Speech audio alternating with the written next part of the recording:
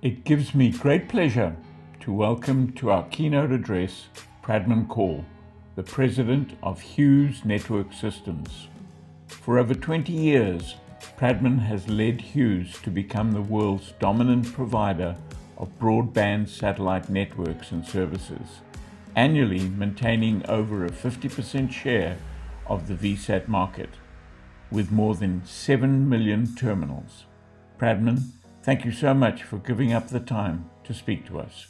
Thank you everyone for joining me at Satellite Innovation 2020 today. This isn't how I'd planned to be speaking with you at this event, but then not much about 2020 has been as we expected. And yet, we have adapted our society and our individual behavior to meet the rapidly changing reality of a worldwide pandemic. We're working from home, we're holding virtual conferences, we are participating in remote schooling in telehealth, and lots of online shopping and streaming content. I don't think this is what Harold Rosen envisioned in the early 60s when he engineered Early Bird, also known as Intelsat 1. Manufactured by Hughes Aircraft, that was the very first commercial communication satellite in geostationary orbit. It was capable of carrying about 240 telephone calls at once.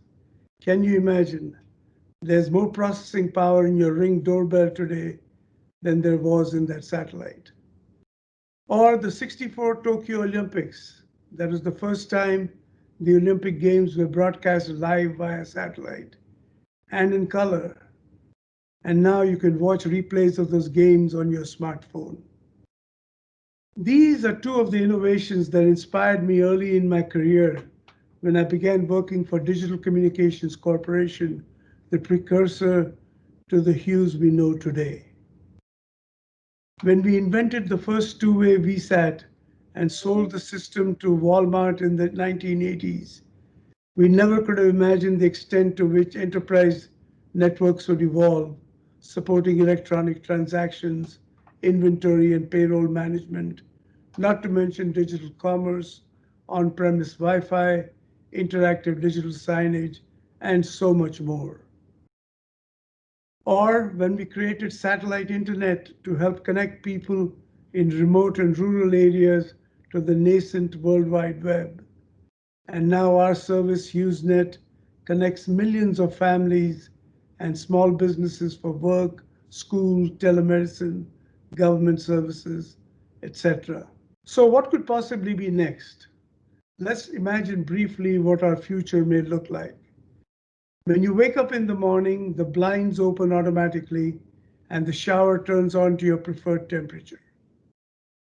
A voice from your phone or digital assistant greets you good morning and tells you that coffee is ready in the kitchen. You wander to the bathroom and read the curated headlines in the Ultra Retina display mirror.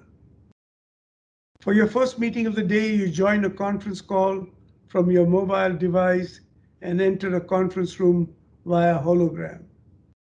Around the virtual table are your colleagues from Paris, Chennai, and Rio. When it's time to drive to work, your car finds and sets the shortest route based on current traffic and road conditions, and even sets the temperature to your liking. On your way to the office, you check in with your mother. She has just had surgery and was sent home to recover. At home, she has digital sensors and devices monitoring her health and recovery. They automatically dispense her medication and remind her to get up and move around because that's important to her recovery. Her doctors monitor her progress online and provide her and you with a daily electronic report. That all sounds remarkable, doesn't it? But I don't think it's so far-fetched. And in fact, these are the kinds of applications we envision as we innovate our networks to meet our customers' future needs. Enabling each of these scenarios without the user having to do anything is a complex and very intelligent network. At Hughes, This is what we mean when we talk about powering a connected future. It all depends on a ubiquitous interconnected network using Wi-Fi, 5G, cable, fiber, LEO, MEO, and GEO satellite with fixed and mobile endpoints and highly complex and intelligent network management. The simple fact of the matter is that no single transport technology can meet all the requirements for connectivity. Not today, and certainly not in the future. Just think of your mobile phone. If you believe it's a truly wireless connection, you're mistaken. Cell towers are mostly connected through terrestrial wire lines, with satellite backhauling mobile traffic at about 60,000 cell sites today, likely to nearly triple by 2028, according to NSR. Today's hybrid networks, comprised of local Wi-Fi, Bluetooth, and cellular connections, combined with wide area transport by satellite, cable, and fiber, continue to evolve to meet the growing demands for connectivity. We will soon see 5G deployed in urban areas and LEO constellations proliferated worldwide. But none of these networks will operate in isolation. That is not to say that networks will be transport agnostic. In fact, I would say that it's the applications that must be transport agnostic so that the user experience is seamless, no matter what mode of transport is invoked. But networks must be multi-transport enabled. Let me show you an example of a multi-transport satellite and terrestrial network. Here we have a 5G terrestrial system with mega satellite constellations consisting of thousands of LEO satellites augmented by MEO and GEO satellites and even high altitude platforms. Rural, residential, and commercial locations receive direct GEO service augmented by direct 5G service. In some places, people get satellite broadband by LEO satellite in the polar regions or anywhere where other coverage is not available. Mobile services on land, sea, and air receive service directly from GEO satellites. Conventional cellular broadband gets backed up by multi-mode user terminals to ensure reliability. And IoT devices connected by both terrestrial 5G and space-based LEO constellations. Another requirement of multi-transport networks is the capability for intra-constellation and inter-constellation crosslinks and data transfer. As depicted here, we have multiple GEO, MEO, and LEO constellations intercommunicating both directly between satellites and via ground stations. This multi-transport architecture takes maximum advantage of the various benefits of each class of satellite, delivering superior capacity and connectivity to fixed and mobile service and airborne end user terminals. Mega constellations like this require systems that take advantage of all allowable spectrum, Ku, Ka, V, and Q bands, and potentially newer ones like E-band. Using these bands successfully requires sophisticated designs to compensate for adverse atmospheric conditions, since higher bands are more susceptible to rain fade while providing significantly more capacity. Here's an example. In the design of our next generation satellite, Jupiter 3, to preserve as much Ka bandwidth as possible for our users, we're using Q and V band for gateway feeder beams. This way, we can deliver many more gigabits per gateway station and even reduce the number of stations needed. However, rain fade presents a challenge. To address that challenge, we're implementing a pool of gateway RFTs that can be switched into use as needed. Software-defined networking will greatly simplify the rapid rerouting of traffic as gateway stations are switched in and out of the network. And the use of network functions virtualization technology will further reduce the hardware footprint and simplify operations.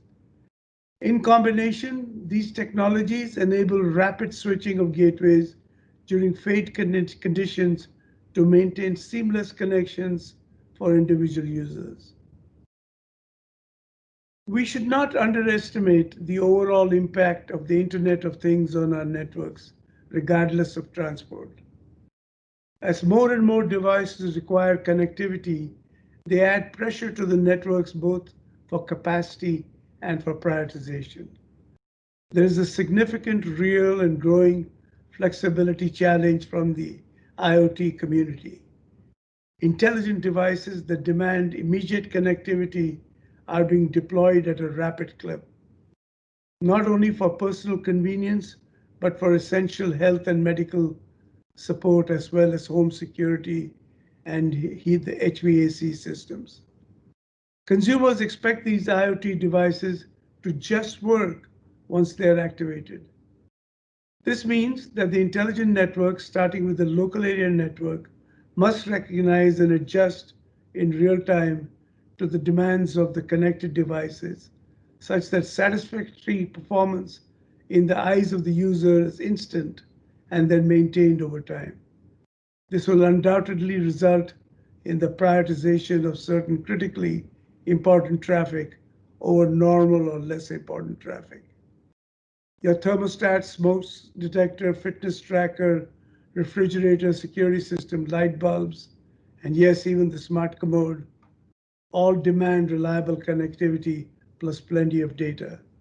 So if you're teleworking on the company VPN, you might connect via Leo for this low latency, while your smart devices send data over the less costly geo connection. On the other hand, let's go back to your mother at home recovering from surgery.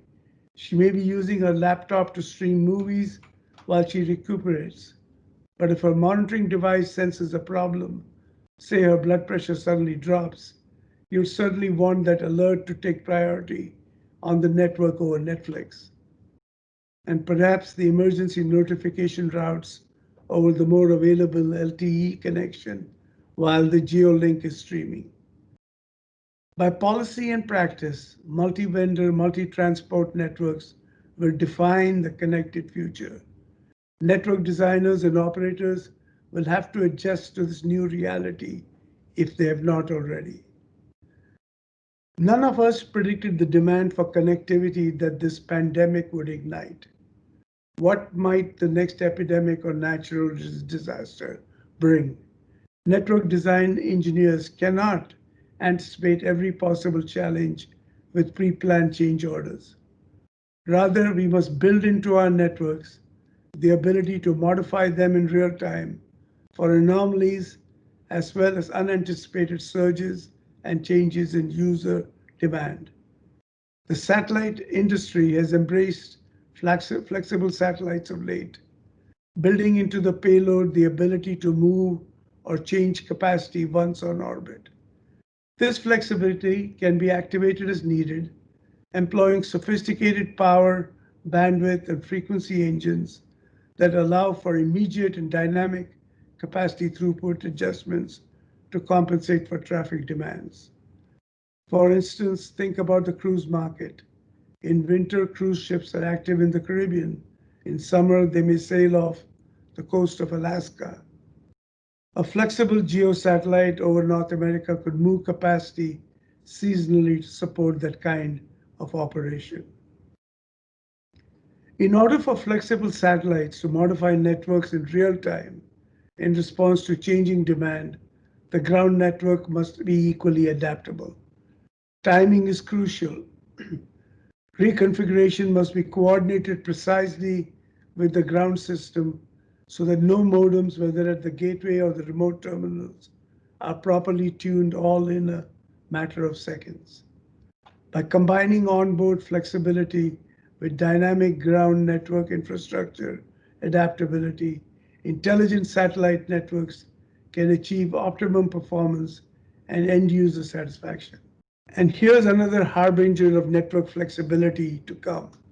We recently announced an artificial intelligence for IT operation solution for enterprise networks. The technology automatically predicts and preempts or self-heals undesirable network behavior at the edge. In use across over 32,000 sites, this AI ops feature has prevented service disrupting symptoms in routers, SD-WAN devices, and firewalls in 70% of cases. This feature is driven by machine learning models that detect deviations from our network baseline. The system then autonomously takes corrective measures to the edge devices and tracks performance to ensure a return to steady state parameters. This self-healing technology targets the network at the edge where device failure can be catastrophic for a site and cost hours of network downtime. Other AI and ML techniques across our network are yielding benefits like shortened triage time for help desk incidents, proactive detection of network anomalies, and auto-recommended remediations. Edge computing, by necessity employing software containerization, provides the ability for the network to respond rapidly without the delays imposed by the WAN. In fact, the adoption of AI and ML at the edge solves for the latency disadvantages of GEO and MEO satellites while maintaining their advantages of large area coverage for GEO capacity density. Even with recent enhancements like flexible payloads and self-healing edge capabilities, we're only at the cusp of what is to come. But building adaptable features into the network is, of course, essential. For instance, with interoperable systems, roaming capabilities, flexible modem interfaces, and multi-transport routers. However, invoking these features successfully and at the right time is critical if the intelligent networks are to adapt well enough to make a real user perceived difference. The legacy approach of gradual system-wide software updates must give way to dynamic system-wide and local software adjustments based upon the best case AI and ML decisions. Consider the LA fire that almost consumed Mount Wilson in California.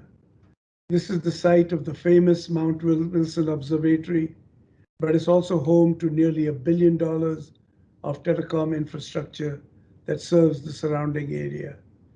Thankfully, firefighters were able to keep the fire from reaching the towers, but had they not, the service disruption would have been unprecedented.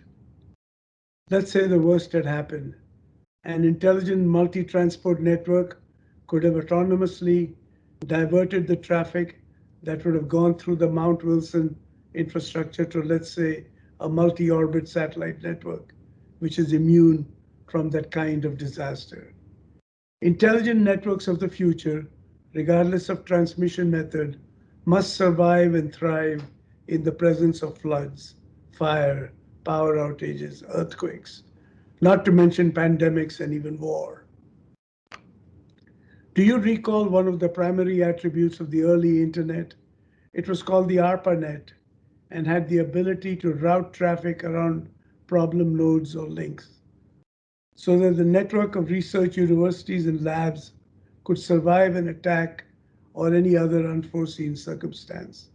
That was 50 years ago. Over those 50 years, our abilities in transmission technology have grown tremendously. Satellite, fiber, transistors, and integrated circuits. Now we need to make this leap to really intelligent networks and even an intelligent network of networks. A self-modifying intelligent network is our best defense when network elements are endangered and traffic continues to grow in both volume and criticality. A surge of network alarms can overwhelm human operators quickly, but ML-assisted computational decision-making can diffuse this kind of data overload and suggest or invoke network changes to address issues and maintain seamless connectivity. Take, for example, complex geosatellite networks consisting of large platform satellites, multiple redundant gateways, and tens of thousands of VSATs. Each of these components has software systems that can be changed globally or individually if the systems are designed for such changes. By deploying robust AI and ML computing engines, we can take flexible satellites a step further and modify them on the fly to meet changing conditions. The advantages of edge computing enabled AI and ML cannot be overstated. Software deployed at the point of use will always be in the best position to make the best decisions. That is assuming there's enough data knowledge. Given sufficient awareness of real-time conditions, local edge software will be the most responsive in making survivable connectivity decisions.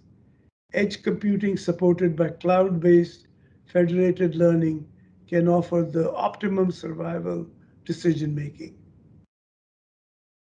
And in fact, AI and ML innovations at the network edge and in the cloud provide further learning for the network, training the software to recognize changing conditions, institute adjustments, monitor the changes, and adjust further as needed.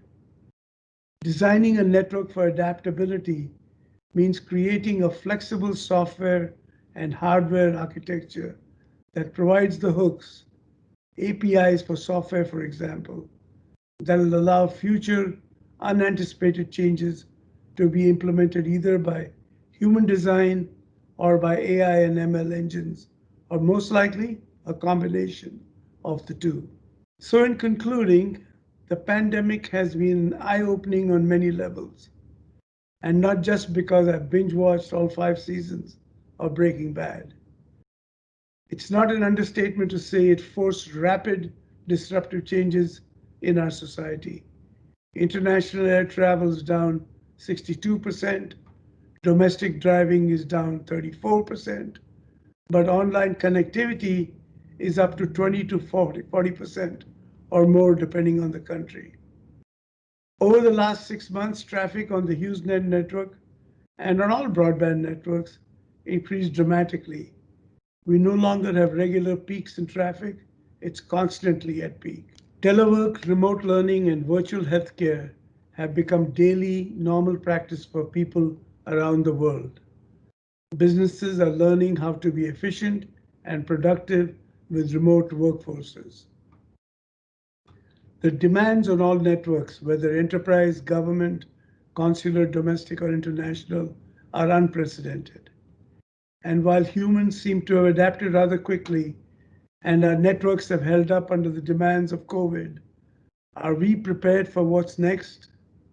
For the coming wave in increased demand and challenges we simply cannot predict?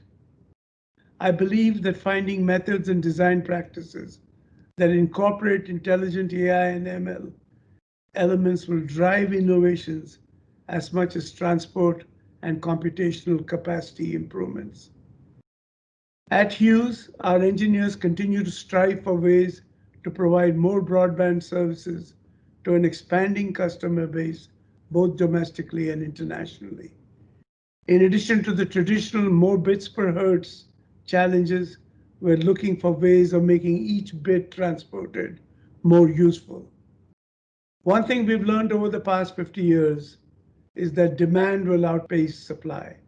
Whether the network is wireless, fiber optics, satellite, or in our connected future, a complex multi-transport network of networks. Our fundamental challenge is to meet future demand for yet unknown uses. And the only way to get ahead of the game is to make the networks more intelligent. With edge computing, software-defined networks, cloud data lakes, and AI and ML. Then with the multi-transport ability to modify or self-modify the network, we'll be able to solve problems that we haven't even imagined yet. On a personal note, In 1968, I graduated with a master's degree from Cal Berkeley. I had written my thesis on computer networking and had a great job offer from a large computer company. I was about to accept the offer when, by sheer accident, I met my future boss on a Saturday afternoon on my way to play a cricket match at the Ellipse in downtown Washington. His passion, excitement, and vision of this new field of satellite communications, a field I knew nothing about, was so powerful that he offered and I accepted the job at ComSat Labs the same afternoon. With that, I rapidly became a satellite communications bigot and have remained that since. From seeing a satellite launched on a powerful rocket into space with your pulse racing every time, to seeing applications like TV, internet access, and cloud applications actually work well when you send a signal 22,000 miles into space from one continent to another. It's all extremely satisfying. The best part is that I've been fortunate to be part of the team at Hughes that has made a real difference in this world, changing the lives of millions of people and making it better. That's as good as it gets for an engineer. In 2021, Hughes will celebrate our 50th anniversary. 50 years since a few industry luminaries gathered in a garage in suburban Maryland, curious and passionate about harnessing technology to connect people and enterprises. So much has changed since that time. But what has remained unchanged is our passion, our drive to innovate the most advanced, intelligent networks to meet our customer needs, and to explore new ways to make those networks more useful, more cost effective, and more powerful. Because the hybrid multi transport network will make our connected dreams of the future a reality. Thank you very much.